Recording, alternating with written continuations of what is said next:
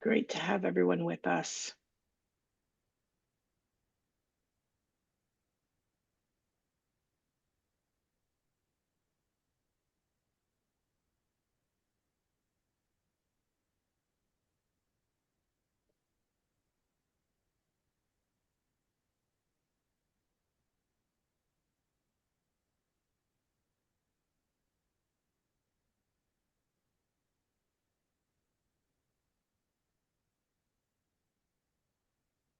I'm getting so many Simon's ads now.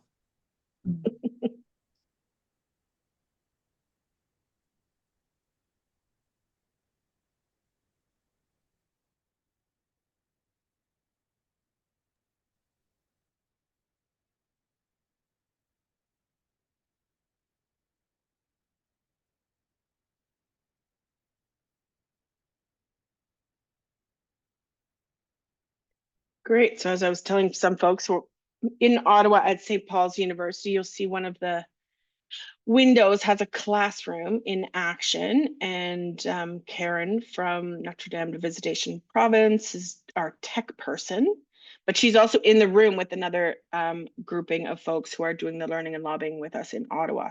So that's why you see the double screen and people popping in and out. I'm really glad to see everybody here. And I know there's a number of people that are keen to watch this as a recording afterwards. So it is already being recorded, and we will share this afterward along with some resources.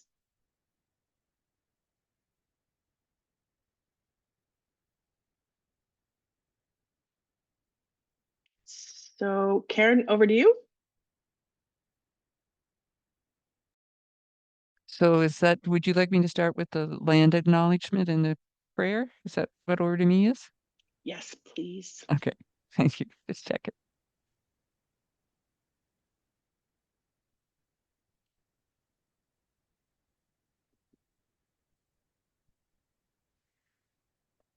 So as we prepared today, I was conscious of the state of our world. And so what we're sharing today in this prayer is a prayer for all that's broken, all that needs our work. And so first we start with our land acknowledgement, which is also an area that we need to work on with the Indigenous people in Canada.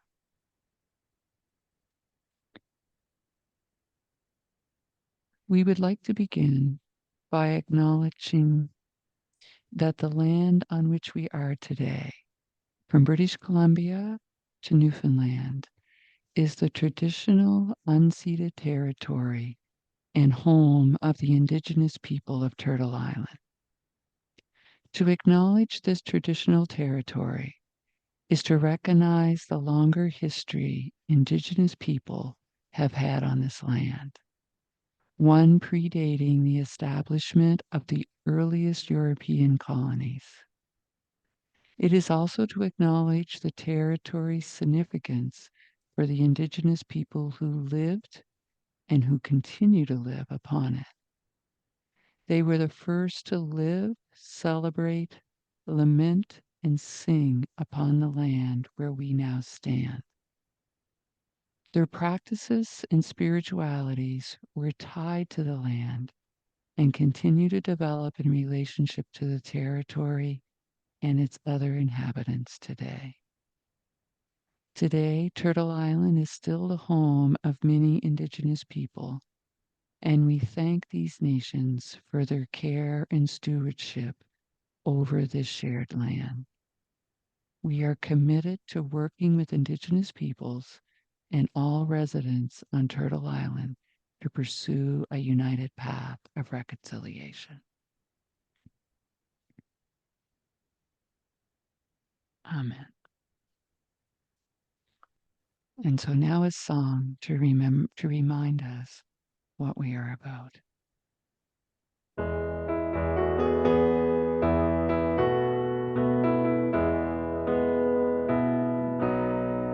For everyone born, a place at the table.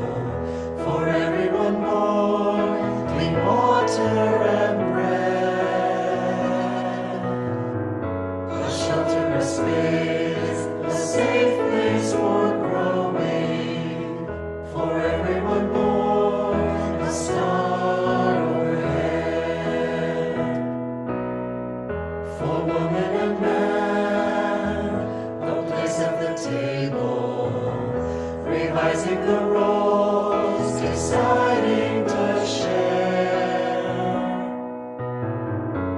wisdom and grace, dividing the power for woman and man, a system that's fair.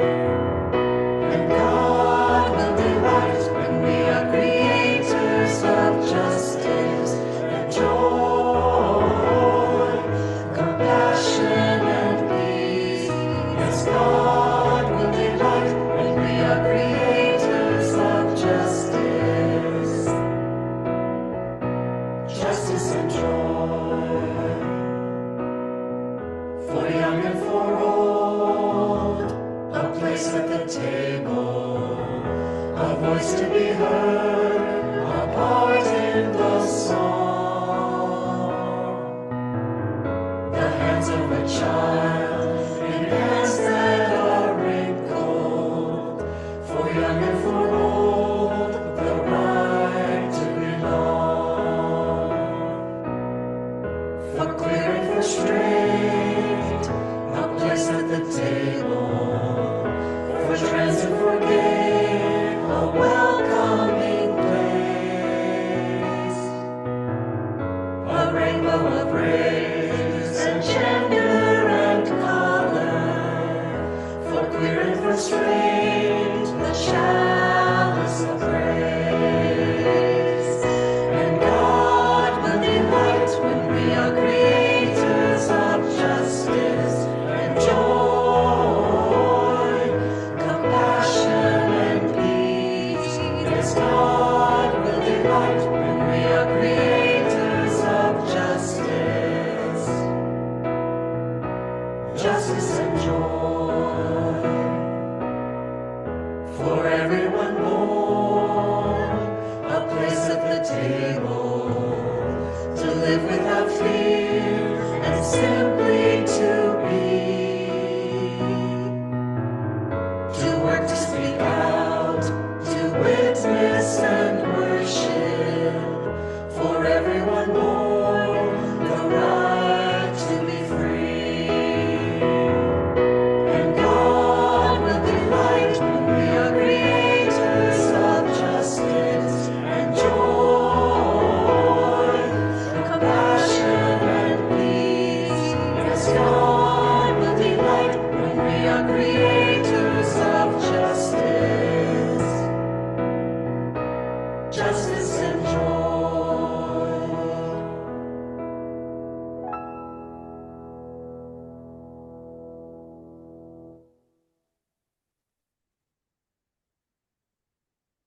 So we pray.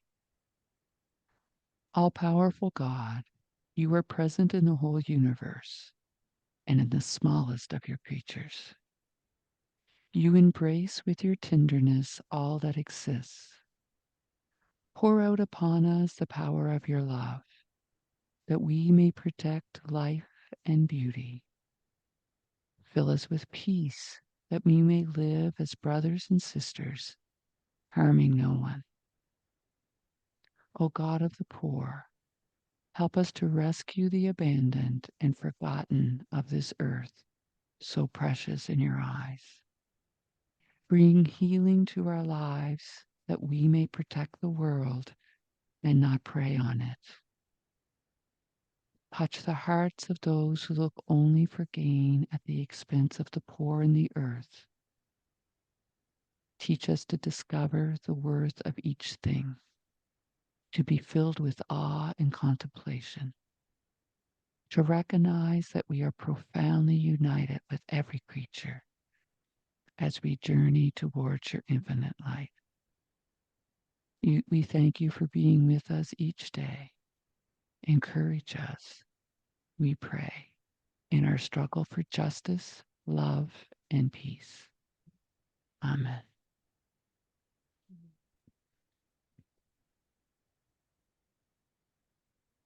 Okay, thanks so much, Karen. It's a beautiful prayer. Good afternoon, everyone. I'm Sue Wilson, the chair of the board of ORCIE, and I'm delighted to welcome you to ORCIE's Learn and Lobby webinar, where we prepare ourselves for advocacy meetings, whether it's with ministers, MPs, some of their senior policy people, Some of us will do this advocacy on Parliament Hill on Thursday of this week. Others will visit their local MP in their home riding.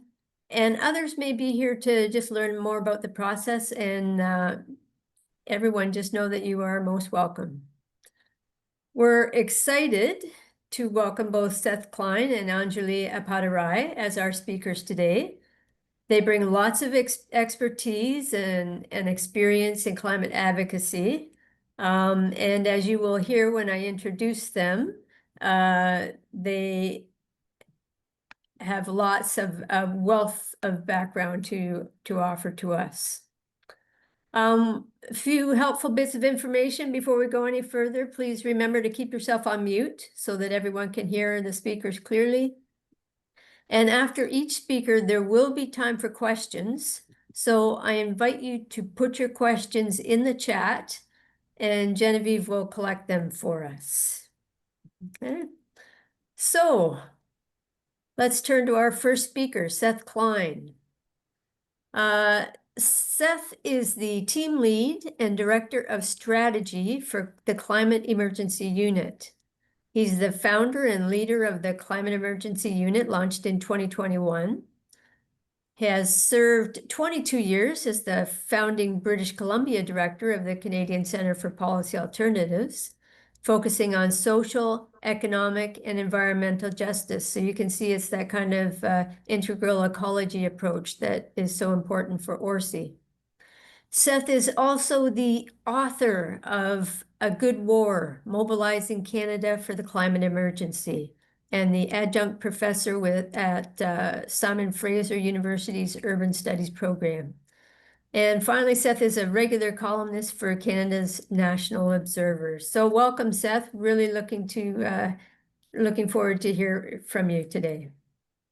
Thank you, Sue. It's lovely to be with you all. Thank you so much for this invitation. Thank you for that lovely opening, Karen. I should say that I'm joining you from the unceded and unsurrendered territories of the Musqueam, Squamish, and Tsleil-Waututh First Nations. I guess I'll just add to that bio, the official bio, to say, well, first of all, to applaud you for seeking the advice of a secular Jew. Although if it helps my credentials, I'm married to a United Church minister. And I will just say that that opening song would fit right in place in her congregation. And you know, I want to thank you for your faith leadership in this work. I read your brief with the demands. I thought it was terrific. My book actually does have a section that speaks about the role of faith leadership. And in particular, you know, there very often, you know, you hear this line that a country like Canada that has all these fossil fuel resources, that you can't expect it to walk away from that and leave it in the ground. And yet there are other countries with fossil fuel resources that are doing just that. And one of them is Ireland. And there is a section in my book that talks about the role of the Catholic Church in helping to make that true. And in particular, the role of the Catholic Church in Ireland after the publication of Laudato Si. I guess I'll also add, with my family connections, some of you may know my sister is Naomi Klein, who actually was invited to the Vatican at the publication of Laudato Si, and has more recently been invited to contribute to a collection on the legacy of Francis on that work. So there you go. I hope that gives me a little more cred with you all. Before I jump into the policy stuff, Genevieve thought it would make sense for me to say a little bit about how to approach lobbying these MPs and senior officials in general. I'm gathering that many of you are old hands at this, but for some of you, it may be that you're doing this for the first time. I mean, my main advice to you is don't be nervous. You all know more about this topic than most of the people you will be meeting with. Um, don't let them run the meeting. You're meeting with politicians in particular who like to talk. I would know nothing. I would know nothing about that, of course.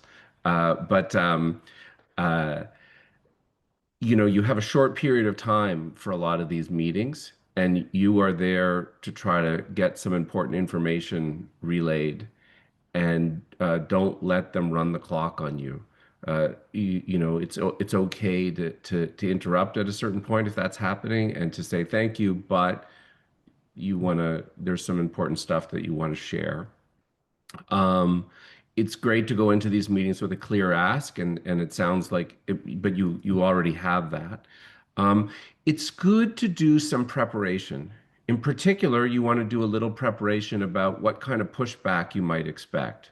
What are the points that they're going to try to rebut with, and to prepare for those. Just a few bullet notes about what you want to say in preparation for those. But the other part of preparing is doing a little background research about who you are meeting with. This is how I tend to approach these meetings. What did they do before they went into office? What boards did they serve on? Are they parents or grandparents? Because really, I find in a successful meeting, you don't want to just talk about policy. You actually want to make a values connection with the people that you are meeting with. And of course, as faith people, you are well placed to do precisely that. And I would say lean into that, and to be confident about doing that. Let me switch gears a little bit I've been asked to say what domestic policy issues I would recommend that you seek to advance in these meetings. There's the international stuff, the fair share stuff. I'm not going to, so we in the Climate Emergency Unit campaign on this whole fair shares idea, but Anjali will be speaking to that. She leads that. So I will move on to some domestic stuff.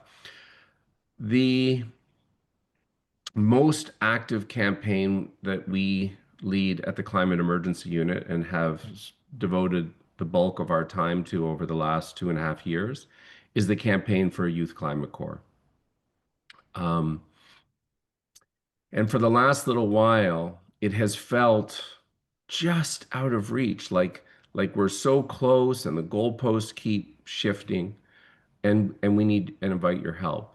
The federal Liberals did campaign in the April election.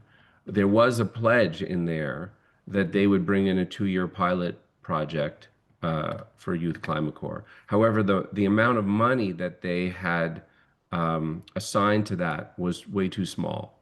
Effectively, if that's all they were going to do, they would train and hire as many young people as about the size of my son's elementary school for the whole country.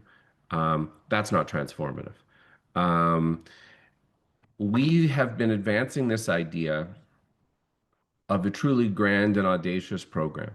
What if we had a program that said to everyone under 35, if you get the emergency, if you want to spend 2 years getting trained up, doing the kind of work that we desperately need to confront the climate emergency, we have a place for you. No one will be turned away.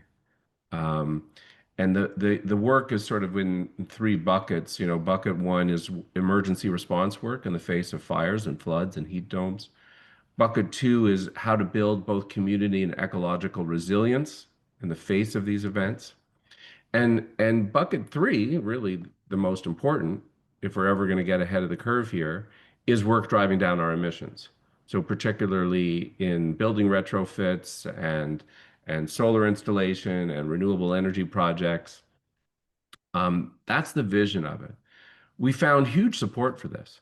A couple of years ago, we commissioned a poll from Abacus Data and found that and I'll throw in the chat a website where you can find all of this for the campaign. But across the board, huge support.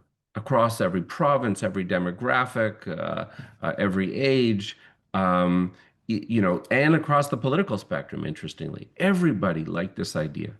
The second question in the poll only went to people under 35, and it asked, if a program like this existed, how likely would you yourself be to enroll for 2 years? 65% of young people said they would consider it. 15% said definitely, like, I get it, I get the emergency, sign me up. And they are waiting for their invitation. Now, 15% of the population in Canada between 18 and 35, that's about 1.3 million Canadians asking for that invitation. And we have yet to offer it. But I'll mention one thing, and I know, you know, you are, you know, your group is mostly women of faith, but I want to point out a particularly interesting thing in the poll. I track climate polls very carefully. It's the only climate poll I've ever seen where the enthusiasm among young men outstrips young women. Mostly women are more supportive of climate policies. But there's something about the invitation to the Youth Climate Corps that is appealing to young men. But it's also, young men are the same demographic where the far right is finding its largest base of strength. And I feel quite passionate about this, that not only am I frustrated for climate reasons and youth unemployment reasons, we have record youth unemployment right now, other than the peak of the COVID lockdown. But I'm frustrated politically and culturally that the government is not making this compelling offer. Because if the government doesn't make a compelling offer to these young men, somebody else is and will. And that's been part of our pitch. So as I say, I'll put a link in the chat. I'm happy to take questions on it. We have been pressing really hard. We are also lobbying a lot of MPs. We just hosted a reception at the Liberal Caucus Convention in Edmonton.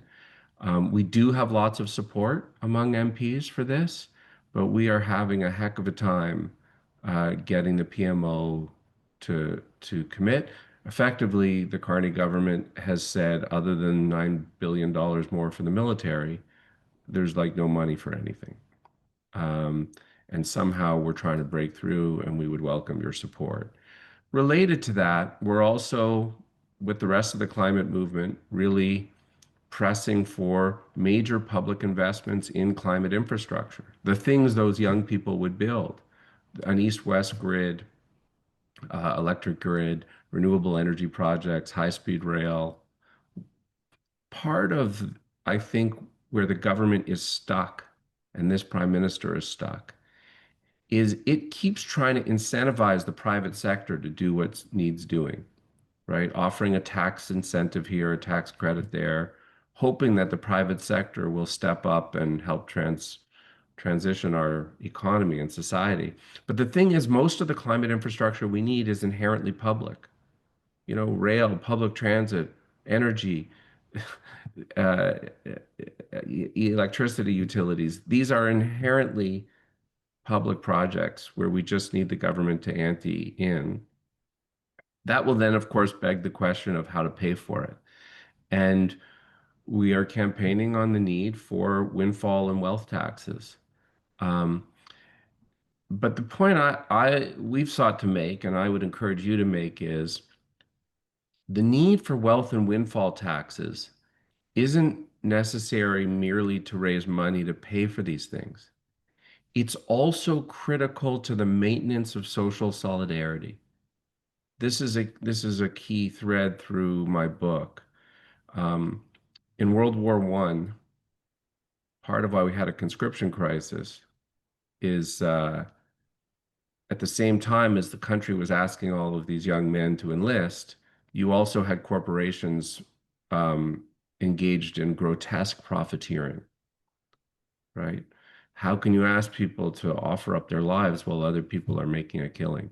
So at the outset of World War II, the government brought in new progressive taxes, brought in an excess profits tax, not only to raise money, but also to make a compelling and convincing case that indeed everyone was in it together. That's very different from the pandemic. You know, the federal government did a lot of things right in the pandemic in that first year, but one thing it didn't do is bring in an excess or windfall profits tax. And so once again, we've seen rampant profiteering.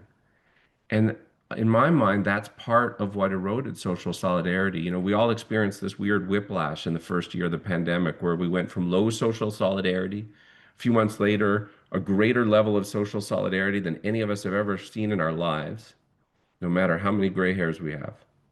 And then we kind of lost it all in the space of 9 months. And I think part of that is that in those early months, when our leadership was saying we're all in this together, turns out we weren't. Some people were making tremendous sacrifices and other people were making out like bandits. That's true now too, whether it's dealing with the Trump threat or dealing with the climate emergency. If we're actually asking the public to, join in a grand undertaking together, we also need their social solidarity, and you do that by bringing in windfall and wealth taxes. And of course, you also save money by stopping subsidizing LNG and other fossil fuels. That's all I'll say as far as policy. The final thing I'll say that I was asked to speak to is just around the CEU experiences with lobbying. My sense, you've all heard, and seen these recent reports on the Canadian Climate Institute, and you're seeing how the government is abandoning what climate policies we've had and failing to meet its targets. For us at the Climate Emergency Unit, this doesn't come as a surprise. We operate with this 6 markers of emergency framework, and none of those markers have been hit. The government, both the Trudeau government and even more so now the Carney government, have been they've been stuck in a model that is far too incremental and where they're trying to incentivize our way to victory. And that's no way to prosecute the fight of our lives. We need big, audacious policies. We need to spend what it takes to win. We need to create new institutions ourselves. Like, this is the missing piece for me is whether it's Trump or climate, we can't just wait for somebody else to make these grand investments. We're going to need to create new crown enterprises and public corporations to actually do this work ourselves. When I'm in meetings with government officials, federally, provincially, I will share with you that the thing that I most encounter, these are mostly good people. They mostly get climate. They're mostly not captured by industry. They want to do right. What I most encounter is a failure of imagination. I'll give you a point, an illustration of this on the Youth Climate Corps. A couple of years ago, shortly after that poll came out, I had a meeting with Krista Freeland's chief of staff when she was still finance minister. And this is a guy who gets climate, very political guy. I walked him through the poll. He could see how powerful it was. And then at a certain point, he stops me in the meeting and he says, but it's unclear to me who we would send a check to. And I said, yeah, you don't get it. You have to lead. You have to create this new program. You hire the young people. But anytime you're pitching that idea of us just leaning in and doing it ourselves, you hit this imagination wall that we're having to get people over to actually meet this moment. And finally, I was asked to speak to how to make this pitch to Carney. In our pitch to the government on the Youth Climate Corps, we are trying. So at the moment, Mark Carney the Prime Minister has given all of his cabinet ministers a single mandate letter instead of a different one for each of them with 7 goals. So he has been clear. These are our 7 goals. You can get the mandate letter. And the key is to link the ask to the goals, to go into these meetings to say, we are trying to help you do your job. And so in the YCC pitch, we are saying, you say you want to build, baby, build at a pace we haven't seen since the Second World War.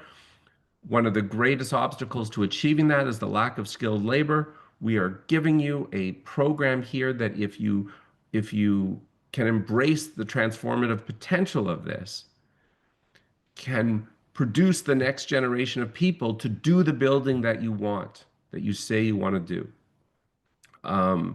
So that's, I think, part of how you link it. I do think there's a political message for you to take to these meetings as well, and that we have tried to take, which is the government needs to stop taking the climate movement for granted. You know, again, part of our pitch in these Youth Climate Corps meetings is to say, look, there are a lot of people in the climate movement who actually joined the Liberal Party to vote for Mark Carney for leader, and who read his book and thought he was the guy. But in the space of 7 months, a lot of those people are feeling some whiplash and losing faith. But if you were wanting to send that constituency a bat signal that all is not lost, you could do worse than the Youth Climate Corps. Yeah, so those are different approaches I would take to this government. I think I'll stop there. Okay, thank you so much, Seth. Really appreciate the that advocacy advice of linking the our asks to the 7 goals that Carney has identified. But also, in a more granular way, your reminder to us to take the time to prepare. And in fact, those of us who have gathered in Ottawa will take tomorrow to prepare and to challenge ourselves to guess at those rebuttal points that we need to be responding to. So thank you for that. And let me just mention, now that I've stopped yakking, I see that my colleague Doug has actually put the links in the chat for Good Green Jobs for All, which is the campaign site for the Youth Climate Corps, and the Abacus poll, and this letter tool to the Prime Minister about the Youth Climate Corps. So you now have all of that. And also Doug put the link into the mandate letter that we were just talking about. Terrific, yeah. And like I have to say, your idea of the Youth Climate Corps, it fits really well with our approach, an integral ecology approach. It touches the social, the economic, the environmental issues, and kind of holds them together. And just that it allows for that possibility of positive social and political impacts, especially as you mentioned with the young men. So it's an approach that fits very well with where we're coming from, and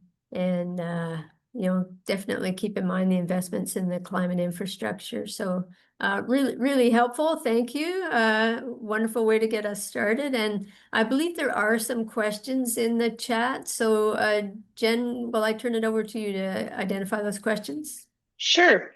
Thanks, Sue. So while I read the 2 questions we've got in the chat, I'll invite everybody else, if you've got any questions, to pop them in the chat or to raise your hand and we can go over to you. But to start off, there was a logistical question around the Youth Climate Corps, whether it would be bilingual. And then a more strategic question is whether you've been able to identify strategies to overcome the division of powers between the federal and provincial governments on environmental issues, which is a big question.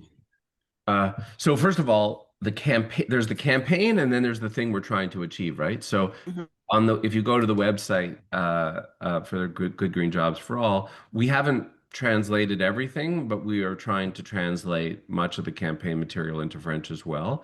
But the push is for the government itself to create a new public program that would, of course, be bilingual, as any public program led by the federal government would need to be. Um, uh, and your question about the division of powers is really a deep one. There is actually a chapter in my book about how do we navigate the kind of quagmire of confederation, and the challenges that in some ways are particularly acute in Canada, that we are such a decentralized federation. Um, the case we have been making with the Youth Climate Corps is that there is a compelling logic for it to be a cost shared program, federal and provincial. In particular, because most of the projects that we would want these young people to be deployed working on, whether it's wildfire response, energy, uh, energy projects, transit projects, they actually come under provincial, municipal, or indigenous jurisdiction. So it makes sense for it to be cost shared. Partly, we have been campaigning on the Youth Climate Corps with certain provincial governments as well. And part of our case to them and to the feds is to try to say to them, look, you may have willing partners here to cost share. So go big on your financial commitment, because if you don't, you may be leaving money on the table. Like, um, anything you don't do might not is money that wouldn't be cost matched by the other level of government. Um, uh, but we envision a program where the federal government would be the employer, right? So no matter where a young person was in the country, and regardless of which bucket of the kinds of work they're doing, they would all know and understand themselves to be shared employees of the Youth Climate Corps. There might even be a uniform like like the park rangers. Um, but again, actually, part of the pitch to Carney is this is a nation building program. They will all feel and understand themselves to be part of a national mobilization in our collective defense. Um, but then they're deployed on projects that are mostly run by provinces, provincial utilities, indigenous governments, municipal governments, um, and jointly governed, where the deployment of the young people would be jointly governed by these different levels of government. Thanks, Seth. That's interesting. And we've got one of the more basic questions, but why don't you think the government's jumped on this amazing resource of creating a youth climate corps? I'm even thinking as you're talking about the disaster that was, what was it, the COVID summer students Yeah, piece when they tried to outsource it yeah, to one of their buddies. yeah, So really that should be an obvious example of how yeah. not to do it. Well, it's yeah, the experience with the weed scandal in some ways makes the case for what we're Yeah. saying. Like, look what when you contract out and send a check out, it can bite you in the butt. And far better to just do it yourselves. On the other hand, I think the weed scandal also made them a bit gun shy about a big youth project. I think they're over that. Um, I mean, Heather, part of my answer to your question is it is a frustration and a mystery to me, given the political reality I spoke to about young men, given, you know, the highest youth unemployment rate this century, other than the months of lockdown, and given a climate emergency, you would think this would be a no-brainer. Um, and so part of it is the austerity mindset now that outside the military, the PMO seems to be signaling to everyone that there's no money for anything. Um, and part of it is what I said before, this failure of imagination. The government says it's an emergency, but they actually want somebody else to step up to meet it.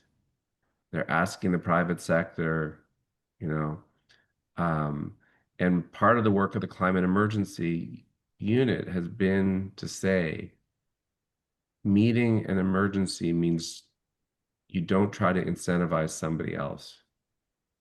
You embrace the role for government itself to do things at speed and scale.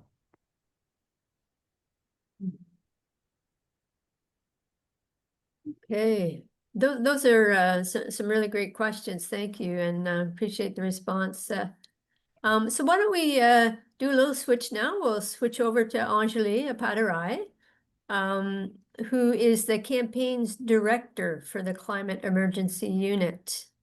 She leads the Padma Center, which is focused on climate and economic justice. For over a decade, she worked as a climate activist and campaigner, engaging in public discourse, media, policy on climate justice, internationalism, and social movements. I'm getting tired just reading everything you've been doing. So Anjali's work spans community organizing, national campaigns, electoral politics. She ran for the federal NDP in 2021 and the BC NDP leadership in 2022. Anjali has a bachelor's degree in global politics, international trade law, climate policy from the College of the Atlantic, and has organized youth movements at the UN climate change conferences, worked with Sierra Club BC and the David Suzuki Foundation. So thank you for joining us, Anjali. Really looking forward to hearing from you. Thank you so much for having me, and thanks, Jen, for we got to really connect earlier this year, and I'm so happy to be working with all of you, and thrilled that you have managed to organize this lobby day amidst what I'm hearing is a very busy lobbying fall right now with a lot of competing voices. So we're really happy to help out with this and support you in any way that we can, especially even, after the really busy lobby week, as we go back to our home ridings and start with this, the second phase, which I think is almost more important, of talking to MPs back home. I think this is a critical message.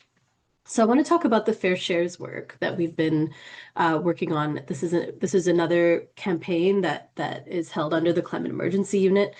And I can give a little bit of background on it. I want to sort of disclaim it a little bit by saying something that the Youth Climate Corps is. The Youth Climate Corps is a very tangible, and as Seth said, we are this close to winning on that. Actually, can I send you my? I thought I was going to screen share, so I have my slides over here, and I'm happy to screen share them if folks would prefer that. But the Fair Shares were, so the YCC is this very immediate and tangible ask that we can ask of policymakers. The Fair Shares work is a little bit of a longer game. As you know, because you've been doing the debt cancellation work for a long time, it's a long and slow road, and we have these opportunities, like this is a Jubilee year. We have these opportunities to raise these issues a little bit higher. Fair Shares, I have to say, I've been working in this area of global climate equity for the last 15 years and tracking the UN negotiations for the last 15 years. And this is a really, really, really big battle that we're fighting. And so our goal for this year is to keep this on policymakers' agenda and to put them on notice that there is Canadian civil society very, very concerned about how we are showing up in the international community. Okay, so I'm going to share some slides now and just take us through the campaign. So about a year and a half ago, a small coalition of groups from across the country came together, and we built a platform of demands about Canada's Fair Share. So I'll walk us through what Canada's Fair Share is. This is a really great quote that Beth Lorimer from Kairos collected from Acción Ecológica. The debt accumulated by northern industrial countries towards third world countries on account of resource plundering and use of environmental space to deposit wastes. And that really kind of sums up what Fair Shares is. It's a massive ecological and climate debt that has been built up from colonial times to now. It is debt that has compounded over the years, and it's debt that prevents most of the global south from actually taking action on climate change. And so in that sense, it is if you look at every country's contribution to the climate crisis, what is Canada's fair share as one of the wealthiest industrial nations in the world, as a nation that has used up a disproportionate amount of the atmospheric space that we have left before climate catastrophe? And how do we start to remedy that? This is just a little bit more on the sort of financial and debt crisis that is faced by more than half the world right now. On this debt, there are interest payments that are often debilitating to global south economies. And we are having some really great research that's coming out and getting refined every year on just how much that debt is debilitating global south economies. So the global north has squeezed over $4 trillion in interest payments alone. That's not even the original debt out of the global south since the 1980s. And for context, some of these interest payments are higher than the country's own investments in health and education, let alone climate action. And so this climate debt is obviously it's very hard to estimate something like this, but it's up in the trillions. There's a report that I want to draw our attention to, and it's just to get a sense of the scale of what the contribution is that's required from the global north to the south. And it's called the Civil Society Equity Review. It's a group of organizations around the world that conduct a thorough review of every country's climate pledges stacked up against what the actual need is. The 2025 report is about to come out in a couple of weeks. So check out this website and you can download that report. It's very, very comprehensive and probably the most well-respected sort of collection of current contributions to the overall climate action. And then zooming in on Canada. This is zooming in on Canada's fair share. This is a little bit of a complicated graphic, but it is essentially showing the shortfall of Canada's contributions to its overall fair share. So the current climate plan that Canada's on, which I'm not sure if folks have been following the news, but Carney has just signaled that we actually won't be meeting our 2030 climate targets. But that red area is where our climate plan under the Paris Agreement was actually going to take us. And the blue area below it is our debt, is what we're actually owed to the rest of the world if we were to actually do our part in the international community. And so there's a massive reduction in emissions. Sorry, not the red area, that little diamond is where Canada's contribution has been promised under the Paris Agreement. The total, the blue and the red combined, is our actual total obligation. And so as you can see, we're sort of far below where we need to be. So there was a really great process. So this small coalition came together and we worked with an expert at the Climate Equity Reference Project. And we did a very complicated calculation of what Canada's fair share would actually be. And there are a number of different, it's very complicated to actually put a number to this because you have to take into account, okay, from what year are we starting? From what are the factors that we're taking into consideration? But using a methodology, which I can share with you later, we landed on a figure of 58 billion Canadian as a very moderate estimate of Canada's true fair share of climate finance for mitigation. So to be very clear, what the fair share would be is 58 billion Canadian paid out to the global south, to global south governments via international bodies that act as mediating bodies.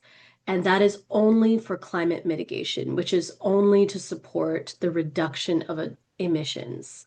So this doesn't include money for smaller economies to adapt to ongoing climate disasters or to pay for irreversible losses and damages, which are also very important contributions to make. The fair share of 58 billion is only to reduce emissions. So this is, as you can see, quite an astronomical number, and something that we're unlikely to achieve through financial contributions alone. It's going to be a long road before the Canadian government will say, hey, we're announcing 58 billion Canadian in contributions each year towards climate equity. So even though that's our goal and something that we're working towards, we recognize that it's going to take more than just a financial commitment. And that's where the Fair Shares platform comes in. So this coalition of groups across the country came together and thought about, okay, there are so many ways for us to unlock the money that's needed, because it really does come down to the finances that are needed to support mostly the global south to actually take climate action and to adapt to what's happening right now in the climate. And so we came up with these 4 pillars. And one is the climate finance, that 58 billion part that I talked about. That's still really important. 2 is the debt cancellation, which could unlock billions for climate action. And that's something that you're very familiar with. The 3rd pillar is to reform our global tax system and to tax these very underutilized, undertaxed sectors, which is essentially making big polluters and the ultra-rich pay their fair share as well. And the 4th pillar is to make changes to our global trade system, which is currently a very unfair system that's blocking a lot of climate action. And so the full platform, it's actually quite short. It's only 4 pages long. I think Genevieve already put it in the chat, but we can put it in there again. And what we have asked folks to do is what you can do on the platform is an organization can sign on as a signatory, which I think actually some of you have done through your congregations. And also individuals can sign on as individual signers to the Fair Share petition. And I'll put those links in the chat as well. I just wanted to differentiate a little bit between climate finance and climate aligned finance, because you see both of those terms floating around a bit. And Jen asked me if I could make a distinction. So climate finance is that $58 billion number. It's the finance that Canada is obligated to pay to the Global South as part of its obligations under the Paris Agreement and under the UN Climate Change Convention. Climate aligned finance is a little bit different, and it's essentially aligning our existing financial sector to become more climate friendly. And so it's taking things like the banking sector and applying a set of climate metrics that they would have to meet to ensure that their finances is flowing through, is being invested in and is flowing through more climate friendly institutions, for example. And it's not something I really work on, but this really revolutionary bill was brought forward last year by a Canadian senator, Rosa Galvez, that would sort of require the Canadian financial sector to align with some climate metrics. And that bill really built up a lot of steam and has a lot of public support behind it.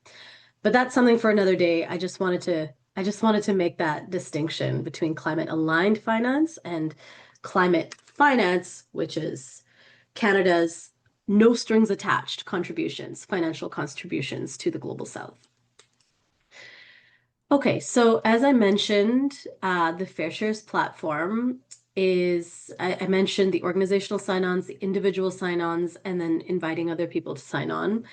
The coalition right now has been actually it's very exciting because I think ORCIE will join the coalition, which is very exciting. And it's just it's a group of about 10 groups across the country. And we've had a really, really great response to this Fair Shares petition. We've had well over 5,000 people sign the petition now, and that was in a very short period of time. And we have over 40 organizational signatures or signatories to the platform. And now the question is, where do we go next with that? And of course, we have the UN COP coming up.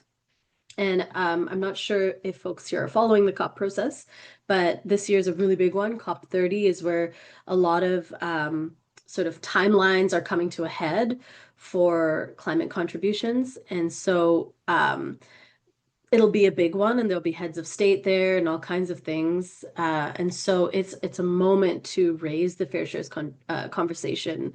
It's a moment where people will be thinking about Fair Shares and Canada's role in the global community. And even though it seems like a very difficult time to be thinking about committing large sums of money to the international community, it's our job to turn that into something that is politically and morally inevitable. So that website, the 350.org/fairshare, is where you can sign as an individual person, or there's also a form there if you are part of an organization where you can sign on as a signatory. And in terms of the lobbying piece, I guess I can just go straight into that. We're going to be meeting with these decision makers, and they need this message to come.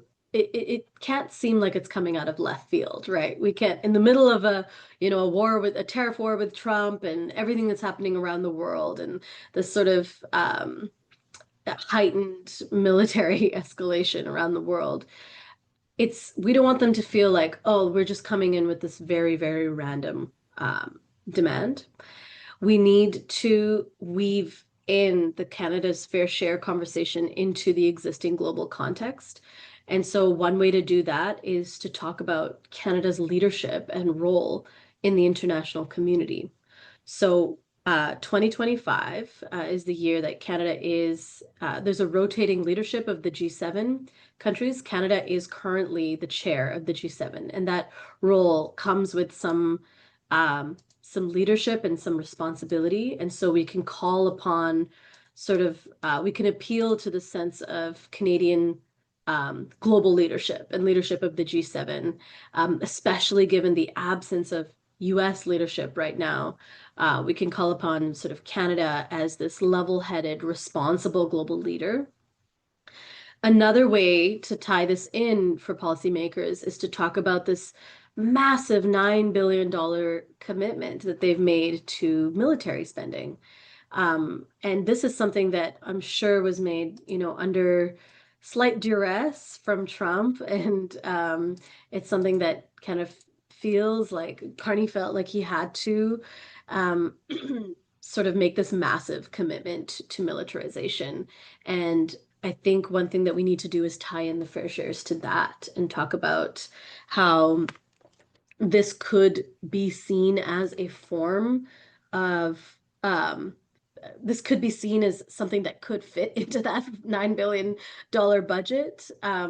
Seth had a really great idea to call it something along the lines of global peacekeeping. You could talk about it in those terms so that they feel that there's actually a pathway and a roadmap to bringing this work under that massive $9 billion budget, which I'm sure they're struggling to fill as we speak.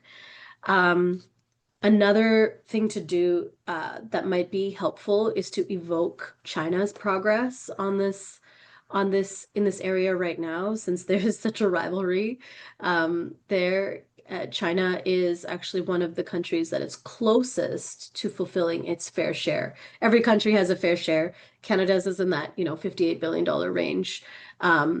Obviously, developing countries would have a much, much smaller fair share, and on the whole, China is pretty close compared to most of the wealthy industrial nations. And not only that, they are leading the world in terms of investment in renewable energy, and their solar investments have resulted in this massively booming solar energy industry. So I think that there's another interesting angle there. But I really think leaning most heavily on this Canada's leadership in this moment of global instability and recognizing that enacting these 4 pillars in the Fair Shares platform would unlock billions and billions of dollars that could then be reinvested into climate action. So it's not an act of charity at all. It is an act of collective well-being and collective interest. And I think that's kind of the moral basis of the argument, is that this is the right thing to do, and it's also good for all of us. So I think that's the best advice I could offer for talking about this platform with policymakers. And I'm very, very happy to send across any more resources that are needed, or chat about this further with anyone who wants. Yeah. Yeah. Thanks so much, Anjali.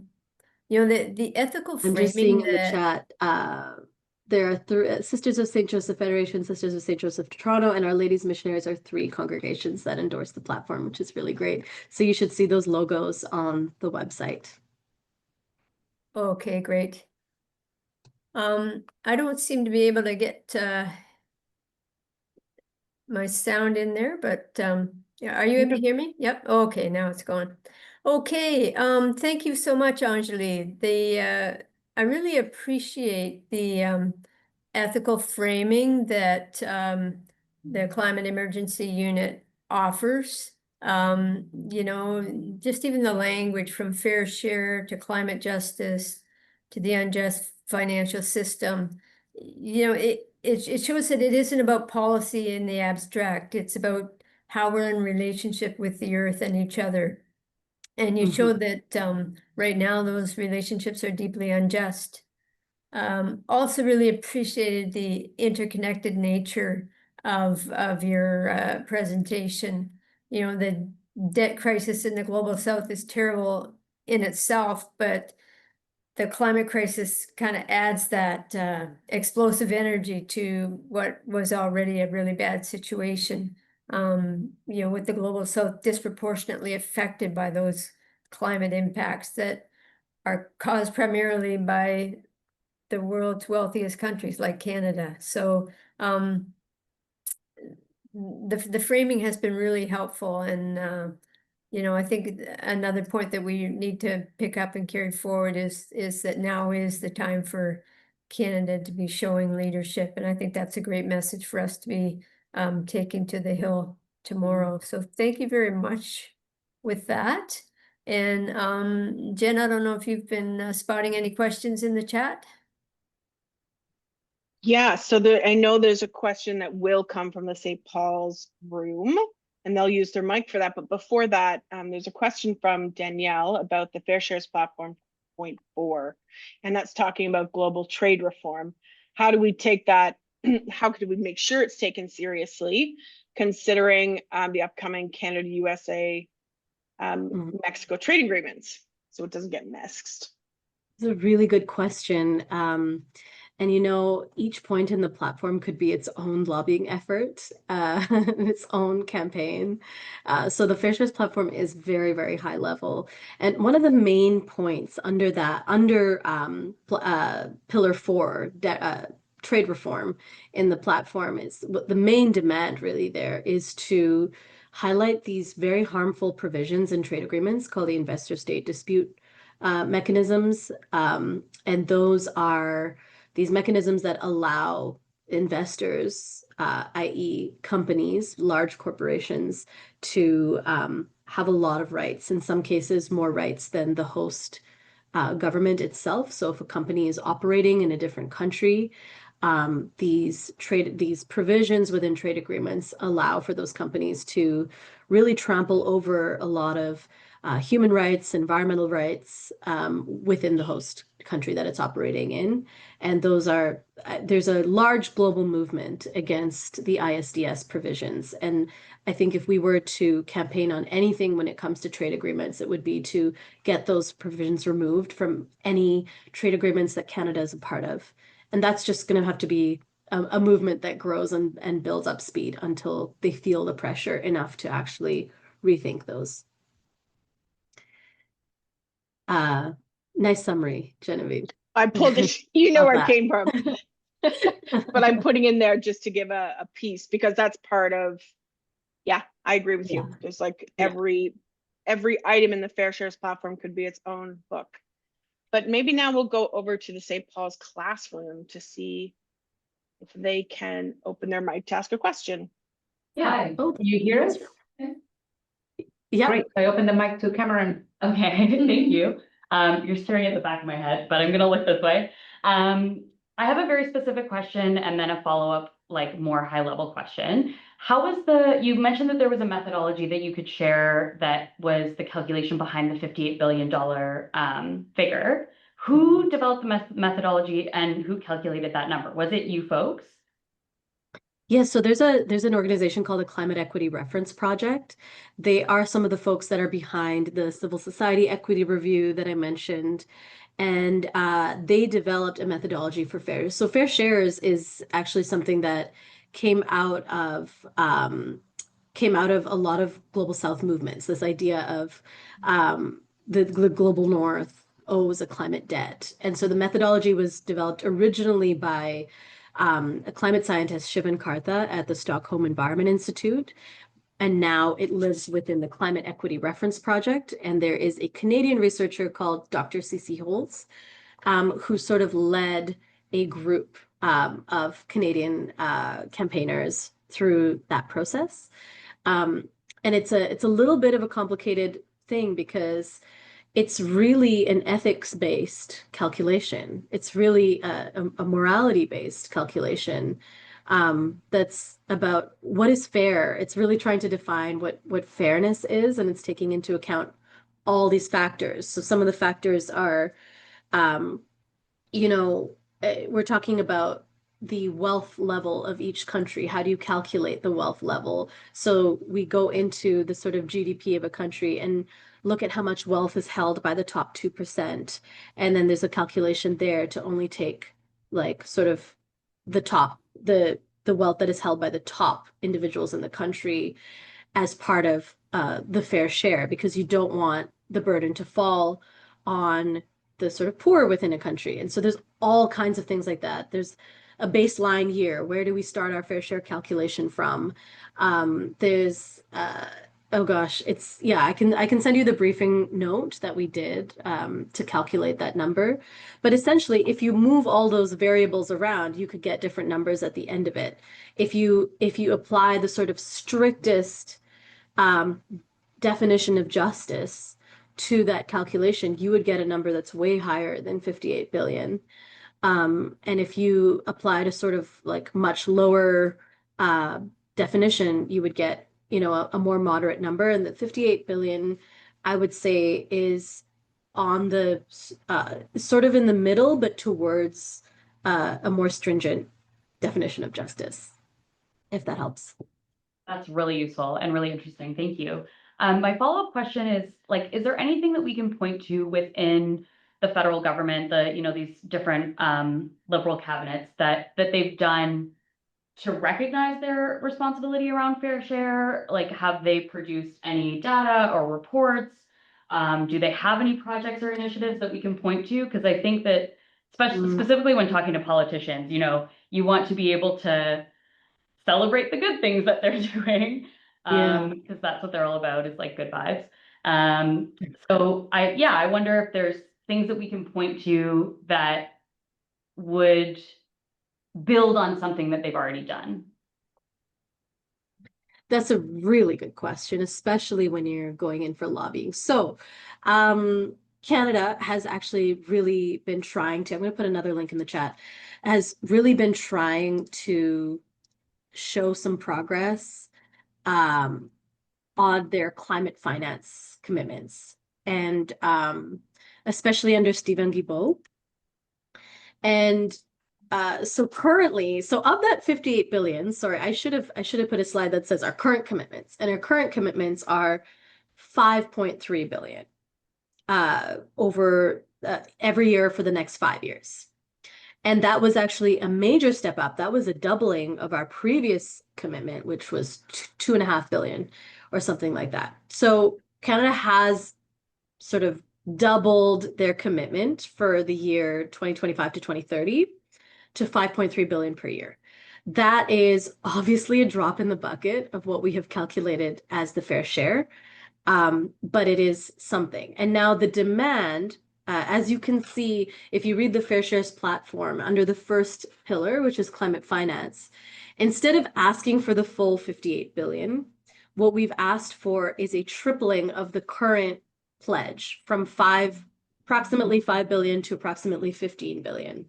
And that has sort of reached a bit of a consensus across Canadian groups as being the reasonable next step of an ask. So what you could do is point to them doubling their commitment to 5.3 billion and then say, we just need you to triple that now and show even more leadership than you've already shown. If you want a breakdown of the numbers, there's a more detailed breakdown of the actual what Canada's current commitments are, how much of that was actually delivered. So you could say it's really hard for me to play personally, for me to play this game of like congratulating the government on baby steps when the scale of the problem is so big and the progress has been so incremental. And that's something that that's one of our core sort of tenets at the Climate Emergency Unit is we don't want to congratulate incrementalism because sometimes it's very dangerous. It actually provides cover for what could have been, sorry, actually, Seth, I'm going to let you jump in on that because I think you. Well, I mean, two things on this. One, just building on Anjali's earlier point about repositioning this in the context of security and what China is doing. I mean, if you want to point to where the government seems prepared to spend money, not only are they increasing the military budget by $9 billion this year, but if they are actually going to move on this commitment to increase military spending over the next 10 years to 5% of GDP, that is an increase of 50 to 90 billion per year. But they have been kind of loosey-goosey as to what would be considered security spending within that umbrella. And this is where I would say run with what Anjali was saying. Reposition this as security. If indeed, it may well be that we're not going to have a new security and trade agreement with the United States, that it's not to be had, in which case Canada is going to need to develop a new kind of relationship with the rest of the world, a new trade arrangement with the rest of the world, and firming up those allyships can very much be part of meeting fair shares, using the money the way China is to actually deploy renewable energy and solar in different parts of the world. It could actually fit in that umbrella. And if you were wanting to point to an historic example, you could do what I always do, becoming everyone's weird uncle with the war stories, which is it was in World War II, the very time when we were spending money like nobody's business, when we had a debt to GDP ratio well over 100%, double what it is today. That was precisely the moment when we made real a commitment to just transition, both domestically and internationally simultaneously. We introduced, the things in the Marsh Commission and Canada's first income transfers at home. And the one time, obviously it was through the lens of an emerging Cold War, but the one time when we actually hit our target around international aid was in those years immediately after the war, the very moment when our debt to GDP ratio was at an historic peak.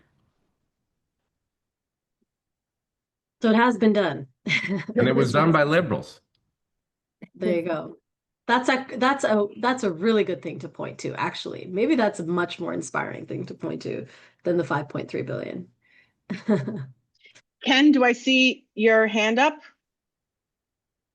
Yes, I just, with this question of the 58 billion, my question as someone who would just look at the thing and say, well, what kind of oversight, responsible oversight of the use of that money? Is it bilateral, government to government? What kind of oversight is there that it's going to be used well? It's not going to be burned. I mean, we certainly have many indications in various totalitarian and other governments in the world that are really abusing the economic system within their own country at this point. So what kind of oversight is there? You said there's no strings attached. It's a 58 billion. Mm-hmm. No, I hear you on that, and that is that has been the argument that's been used by a lot of the global north countries to avoid their commitments. However, so the money doesn't go straight government to government. Although some of it, it's a little bit complicated. The money gets sort of counted in various ways, and some of it gets counted in direct official development assistance. And that is country to country, but the actual climate finance should be separate from development assistance. It should be separate from all forms of aid, and it should run through third-party bodies. So there's the Green Climate Fund. There are multilateral development banks. There are third-party bodies that climate finance should be running through, and that's where the money actually goes and gets distributed. The problem does arise when the money gets double counted as part of ODA, official development assistance, and that is a bilateral sort of payment, and that is where a lot of these sort of concerns come up. If it goes through the proper channels, it should be getting distributed through UN bodies or through the Green Climate Fund. And is that money then, is it used for actual development of eco projects within that country to?